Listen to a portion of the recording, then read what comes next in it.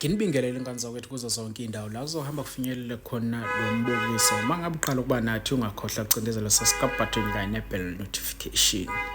Abe-MK bafisa ukuthi aqalwe phansi amavoti. Indlela okubalwe ngayo amavoti ibashiye bengeneme neze.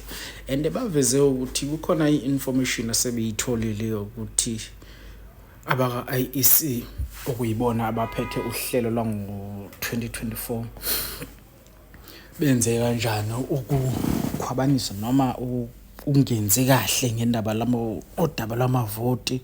Sike sazizwa nezinye inhlangano zivela ziphumela ubala ngokuthi azeneme ngendlela wo-IEC oqhube ngayo kulonyaka nokuyinto eshiya abantu bemangele nokuthusa abantu abaningi ngezibalo. Abanye bakhala ngokuthi iDA iqhamukaphi nabantu abangaka, nabanye basho into ezahlukene, maningi amaqembu amane evela kancane. Kepha sike sikufakele le video lapha khona indodakazi kaMsholozi uDuduzile oyiwele likaDuduzane nabanye ozakwabo okhulumela umkhonto wesizwe nabanye beyikhulumela bona beveza ukuthi bathini ngalolu daba, beqinisekisa ende banxenxa nabantu ukuthi behlise imimoya, bangalwi, bangenzi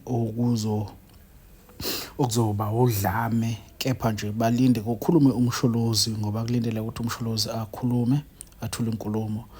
Kepha nathi-ke siyithina nje siyikhwezi media siyaqoqozela ukuthi akwehliswe imimoya, kwenziwe ngendlela, kungabi nodlame osilicabanga ukuthi lizogcina mhlawumbe lifana nangesikhathi kuboshwa uMsholozi.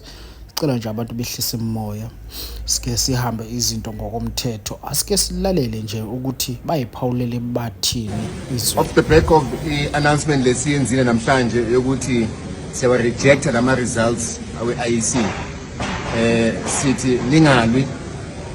We have bafuna silwe labantu laba, they are trying everything possible to make us ukuthi si-react nge-violence. Sithi stand down, nengakwathi sibambile information, sibabambile labantu, siyazi ukwenzakalani, siphethe yonke evidence. So it's informed by something lento siyenzile namhlanje. Sinzwile, si-actile, kodwa-ke yekeleni thina le ndaba sithile nayo. Yeah, ninga-react, ilento sifuna ukuyisho. Ufuna ukuthi nina wena comrade? I discipline, I moral, so we don't want any form of violence. Any plans of any unrest, let's not allow it to have some form of traction, because nalaba abanye abantu abangafuna ukusibona siphumelela can plant ama-poster, agitate you guys and think are members of MK that are pushing that agenda. Members of MK are disciplined. Let's remain calm. And communication will come in due course. The president will address us at the right time. Our way is to allow the process to unfold and allow leadership to handle it. On top of it, you will receive information and communication as and when the time is right. But for now, comrades, remain calm, stand down. Any form of violence, not in our name. They want us to play there, and we are not going to do that. High discipline, high moral.